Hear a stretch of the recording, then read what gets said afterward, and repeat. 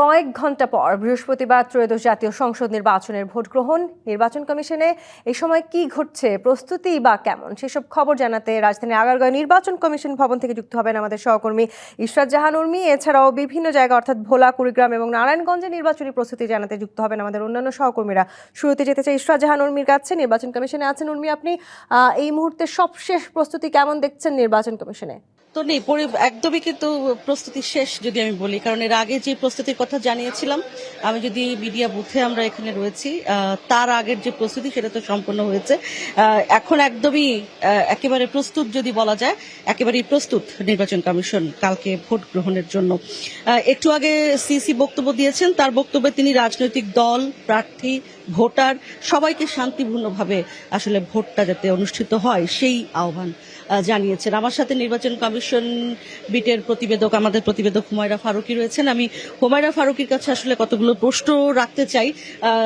তন্নি, নিশ্চয়ই আপনি আমাদেরকে দেখতে পাচ্ছেন বা আপনি হুমায়রাকেও দেখতে পাচ্ছেন, আপনি শুনবেন তার কাছে আসলে পুরো, যদি আমি তার কাছে যেই প্রশ্নগুলো রাখবো তাহলে নির্বাচন কমিশনের যেই চিত্রটা সেটা আপনার কাছে পরিষ্কার হয়ে যাবে।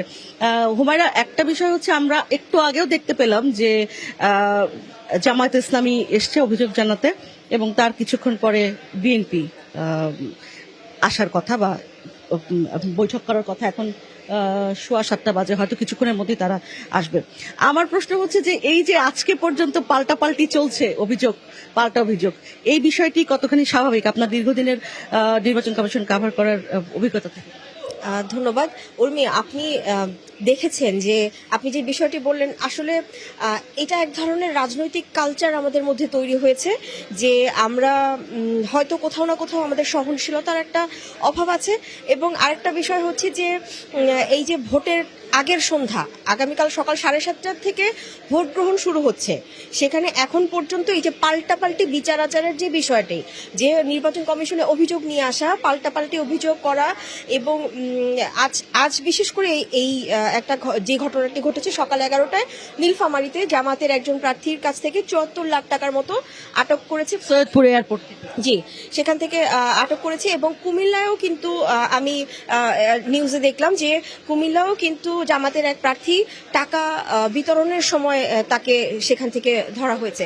তো এই বিষয়গুলোকে কেন্দ্র করে কিন্তু বিএনপি অনেক আগে থেকেই অভিযোগ করছে নির্বাচন কমিশনে। তারা এসেছে এবং প্রচারণা চলাকালীন যে সময়গুলো প্রতিদিনই আমি দেখছি। একটু তোমরা জানতে চাই যে জামাত ইসলামী তাদের কি অভিযোগ নিয়ে এসেছে? জামাত ইসলামী এখানে সিইসির সাথে বৈঠক শেষে আমাদেরকে যেটি জানিয়েছে ব্রিফিংয়ে, তারা বলছে যে তাদের বিরুদ্ধে এই ধরনের অভিযোগ সম্পূর্ণ অমূলক, তারা এই ধরনের কিছু করেনি। তারা তাদের ব্যক্তিগত বা ব্যবসায়িক কাজে সেই টাকাগুলো ক্যারি করছিল সেখানে। কিন্তু আর যেটি হয়েছে যে আরো তারা উল্টো অভিযোগ করেছে যে তাদের কর্মীদের উপর হামলা করা হয়েছে, নারী কর্মীদের উপর হামলা করা হয়েছে, করাইল বস্তিতে সেই ব্যাপারগুলো তারা কিন্তু নির্বাচন কমিশনে জানাচ্ছে। এবং তারা একদিকে যেমন বলছে যে নির্বাচনের পরিবেশ পরিস্থিতি আছে, যেহেতু দেশ থেকে ফ্যাসিবাদ দূর হয়েছে, কিন্তু আবার তারা এটাও বলছে যে সেই শান্ত পরিবেশটাকে, ভোটের সেই সুন্দর পরিবেশটাকে নষ্ট করার জন্য একটা পক্ষ এই ধরনের কিছু কাজ করছে যাতে একটা অপ্রীতিকর পরিস্থিতি তৈরি হয়। সিইসির বক্তব্যটাকে যদি আপনি একটু ব্যাখ্যা করেন বা একটু যদি এলাবোরেট করেন, তিনি যে বক্তব্য দিলেন তার জাতির উদ্দেশ্যে ভাষণ।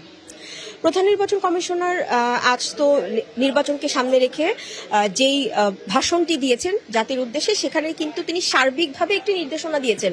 সেখানে ভোটারদের জন্য, প্রার্থীদের জন্য, সাংবাদিকদের জন্য, পর্যবেক্ষকদের জন্য, সবার জন্য মোটামুটিভাবে আমি যদি বলি মোটা দাগে একটা নির্দেশনা ছিল যে কোনো ধরনের অপ্রীতিকর পরিস্থিতি এড়িয়ে সুন্দরভাবে যেন নির্বাচনটা শেষ করা যায়। এবং প্রার্থীদের উদ্দেশ্যে বলেছে তারা যেন সহনশীল হয়, তারা যেন ভিন্ন মতকে সম্মান করতে পারে। আর রাজনৈতিক দলগুলোকে তিনি যেটি জানিয়েছেন যে বিশৃঙ্খলা তারা যেন না করে। হ্যাঁ, এই ধরনের পরিস্থিতি। হুমায়রা, ধন্যবাদ আপনাকে। আমরা আবারও নিশ্চয়ই কথা বলবো, যতক্ষণ আছি ততক্ষণ নিশ্চয়ই জানাতে থাকবো দর্শকদের হুমায়রার মাধ্যমে, এবং আমরা এখানকার তথ্যগুলো জানাতে থাকবো। আপনারা শুনছিলেন যে আসলে এখন পর্যন্ত পাল্টাপাল্টি কিন্তু চলছে। বিএনপিও আবার আসার কথা রয়েছে, তাদের বৈঠক করার কথা রয়েছে। আর মাত্র কয়েক ঘন্টা বাকি। আসলে একেবারে টান টান উত্তেজনা যদি বলি, উত্তেজনার মধ্যেই আসলে নির্বাচনটি হতে চলেছে এখন পর্যন্ত, তাই মনে হচ্ছে। আপাতত এই ছিল আমাদের কাছে নির্বাচন কমিশন থেকে সর্বশেষ তথ্য। তন্নি।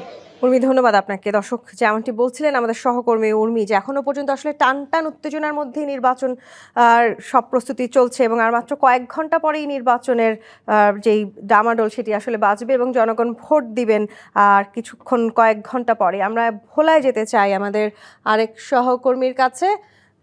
অচিন্ত্য মজুমদার, আপনি এই মুহূর্তে যেখানে আছেন সেই জায়গাটি নিশ্চয়ই যতদূর আমার দেখে মনে হচ্ছে কোনো একটি ভোট কেন্দ্র। কেমন পরিবেশ দেখছেন সেখানে, প্রস্তুতি কেমন দেখছেন আপনি? হুমায়রা, আপনি যেমনটা বলছিলেন যে ভোলায় যে ত্রয়োদশ জাতীয় সংসদ নির্বাচন উপলক্ষে ভোলার 4টি আসনে আসলে 525টি কেন্দ্রে আসলে ভোট গ্রহণ অনুষ্ঠিত হবে। তো আমি যদি আপনাকে দেখাই, আমি যে কেন্দ্রটিতে রয়েছি এটি ভোলা শহরের আসলে মাসুমা খানম বালিকা যে বিদ্যালয় কেন্দ্র রয়েছে সেই কেন্দ্রটিতে আসলে আমরা রয়েছি। আমি যদি দেখাই যে এখানে কিন্তু ইতিমধ্যেই যে নিরাপত্তা ব্যবস্থা সেটি কিন্তু আসলে একেবারেই চোখে পড়ার মতো। এখানে পুলিশ, আনসার সহ অন্যান্য যে সদস্যরা রয়েছে তারা কিন্তু এখানে একেবারেই প্রস্তুত এবং তারা তাদের অবস্থানে আসলে রয়েছে। তো আপনাকে একটি বিষয় জানিয়ে রাখতে চাই যে সকাল থেকেই কিন্তু জেলার 60টি উপজেলার সহকারী রিটার্নিং কর্মকর্তার যে কার্যালয় রয়েছে সেইখান থেকে কিন্তু প্রিজাইডিং অফিসাররা তাদের ব্যালট পেপার সহ স্বচ্ছ বাক্স ও অন্যান্য যে সরঞ্জাম রয়েছে সেগুলি কিন্তু তারা আসলে কেন্দ্রে কেন্দ্রে নিয়ে পৌঁছে গিয়েছেন। তো আরেকটি বিষয় আপনাকে জানিয়ে রাখতে চাই যে ভোলায় মোট যে 525টি কেন্দ্র রয়েছে তার মধ্যে কিন্তু 131টি কেন্দ্র কিন্তু ঝুঁকিপূর্ণ হিসেবে চিহ্নিত করা হয়েছে। আরেকটি বিষয় যে এর মধ্যে কিন্তু মেঘনা এবং তেঁতুলিয়া নদী মধ্যবর্তী যে দুর্গম চরাঞ্চল রয়েছে সেখানে কিন্তু 43টি কেন্দ্র রয়েছে। এসব কেন্দ্রের নিরাপত্তা নিশ্চিত করতে বিশেষ ব্যবস্থা নেওয়া হয়েছে। পাশাপাশি যে কোনো ধরনের পরিস্থিতি মোকাবেলায় দুর্গম এলাকায় স্পিড বোট, লঞ্চ ও প্রয়োজনে হেলিকপ্টার ব্যবহার করার কথাও কিন্তু জানানো হয়েছে। তো আরেকটা বিষয় আপনাকে জানিয়ে রাখতে চাই যে পাশাপাশি আপনার সার্বক্ষণিক কিন্তু নৌবাহিনী এবং কোস্টগার্ডের টিম, পুলিশ টহল দেবে। যে নির্বাচনের দায়িত্ব নিয়োজিত থাকবে আপনার 24 জন নির্বাহী ম্যাজিস্ট্রেট ও জুডিশিয়াল ম্যাজিস্ট্রেট। তো আরেক সবচেয়ে বড় কথা হচ্ছে যে এই আসনে আসলে মোট 29 জন প্রার্থী 4টি আসনে আসলে নির্বাচনে প্রতিদ্বন্দ্বিতা করবে। জেলায় আপনার প্রায় 17 লক্ষ ভোটার কিন্তু সেই ভোট প্রয়োগ করে এই প্রার্থীদের আসলে নির্বাচিত করবে। তো সবচেয়ে বড় বিষয় হচ্ছে যে রিটার্নিং কর্মকর্তা কিন্তু জানিয়েছে যে শান্তিপূর্ণ ও সুষ্ঠু নির্বাচন অনুষ্ঠানের জন্য সব ধরনের প্রস্তুতি সম্পন্ন হয়েছে এবং আইন শৃঙ্খলা বাহিনী সঙ্গে সব সময় যে নিরাপত্তার বিষয়টি সেই বিষয়টি কিন্তু তারা সার্বক্ষণিক পরিকল্পনা এবং বাস্তবায়ন করে যাচ্ছে। তো এই হচ্ছে মূল বিষয় যে ভোটারদের উপস্থিতি আর শান্তিপূর্ণ পরিবেশ। তো আগামীকাল এই যে সকাল 8টা থেকে আসলে বিকেল 4টা পর্যন্ত ভোট গ্রহণ অনুষ্ঠিত হবে, সেখানে শান্তিপূর্ণভাবে ভোট গ্রহণ শেষ করতে পারবে এমনটাই আসলে জানিয়েছেন যে কর্তৃপক্ষ। তো এই ছিল ভোলা থেকে আসলে আমার কাছে নির্বাচনী সর্বশেষ তথ্য। ধন্যবাদ আপনাকে। দর্শক, আমরা ভোলা থেকে একটু কুড়িগ্রামে যেতে চাই। কুড়িগ্রামে আছেন আমাদের আরেক সহকর্মী ওয়াহিদুজ্জামান তুহিন। তুহিন, কুড়িগ্রামে নির্বাচনী প্রস্তুতি কেমন দেখছেন আপনি? কোনো ধরনের সংঘাত সহিংসতার খবর এখনো পর্যন্ত আছে কিনা আপনার কাছে, এবং যে কেন্দ্রে আপনি এই মুহূর্তে আছেন সেই কেন্দ্রে প্রস্তুতি কেমন? আসলে শুরুতেই সেটি আপনাকে জানাচ্ছি যে কুড়িগ্রামের যে 4টি সংসদীয় আসন রয়েছে এই আসন 4টিতে এই ধরনের আমরা কোনো ধরনের সংঘর্ষ বা অপ্রীতিকর কোনো ঘটনা আমরা এখনো পরিলক্ষিত হয়নি। আর মাত্র যেহেতু কয়েক ঘন্টা বাদেই সেই মহা উৎসবের ভোটে যাচ্ছে, অংশগ্রহণ করতে যাচ্ছে প্রতিদ্বন্দ্বী দলগুলো এবং ভোটাররাও তারা তাদের পছন্দের প্রার্থীকে বেছে নেবেন। তো আমি রয়েছি কুড়িগ্রাম শহরের, এটি সদর উপজেলার কুড়িগ্রাম 2 আসনের এটি একটি প্রাথমিক বিদ্যালয়, নীলারাম সরকারি প্রাথমিক বিদ্যালয়। এই কেন্দ্রে এসেছি। তো এই কেন্দ্রে এসে আমি যতটুকু দেখেছি যে আসলে প্রস্তুতি প্রায় বলতে পারি শতভাগ প্রস্তুতিই তারা করে রেখেছেন এখানে দেখেছি। তো এই প্রস্তুতির মধ্যে আমি প্রিজাইডিং অফিসারের কাছে জানতে চেয়েছিলাম যে আইন শৃঙ্খলা বাহিনীর উপস্থিতি কীরকম তাদের এখানে রেখেছে। তো সেটি জানাচ্ছিলেন যে উনি আসলে পুলিশ, অস্ত্রধারী পুলিশ রয়েছে, আনসার সদস্য রয়েছে এবং এটি ছাড়াও যে স্ট্রাইকিং ফোর্স হিসেবে সেনা সদস্যরা আসবে এটা তারা জানছিল। তো এটি তাদের কাছে আরেকটি জিনিস যেটি জানতে ছিলাম যে ভোট কেন্দ্রগুলো যেটি রয়েছে সেই কেন্দ্রগুলোতে যেন নিরবচ্ছিন্নভাবে ভোট প্রদান করতে পারে। ভোটের একটি আমরা জিনিস দেখি যে ভোটের চাপ হয়, একটা সময় গিয়ে সেখানে জট সৃষ্টি হয়, জটলা হয়, তো সেই জায়গাগুলো কিভাবে ওভারকাম করবে, এরকম নানা দিক কথা হয়েছে প্রিজাইডিং অফিসারের কাছে। তারা আমাদের জানিয়েছিল যে আসলে যে সব কিছুই মাথায় রেখেই তারা কাজ করে রেখেছেন। তো এই মুহূর্তে প্রিজাইডিং অফিসার রয়েছেন এই কেন্দ্রটিতে, তো তার কাছে জানবো যে এই আসনটিতে কেন্দ্রটিতে প্রায় 3737 ভোট রয়েছে, এটি যদিও পুরুষ ভোটার। তো আমরা দেখি যে আসলে ভোটের একটা বেশ লাইন হয়, আবার কোনো সময় কম হয়। তো ঠিক কী রকম প্রস্তুতি আপনার রয়েছে জানো? ধন্যবাদ আপনাকে। বিসমিল্লাহির রহমানির রহিম। আমাদের এখানে যারা আনসার বাহিনীর লোক আছে, আমি তাদেরকে বুথের সামনে লাগাই দেবো, যাতে যে বুথের যে লোক সে যেন অন্য লাইনে না যাইতে পারে, ভোট যাতে দ্রুত স্মুথলি করা যায়। আর সরকারের যে সিদ্ধান্ত, এবার 2টা করে গোপন কক্ষ করা হয়েছে যাতে ভোট দ্রুত নেওয়া যায়।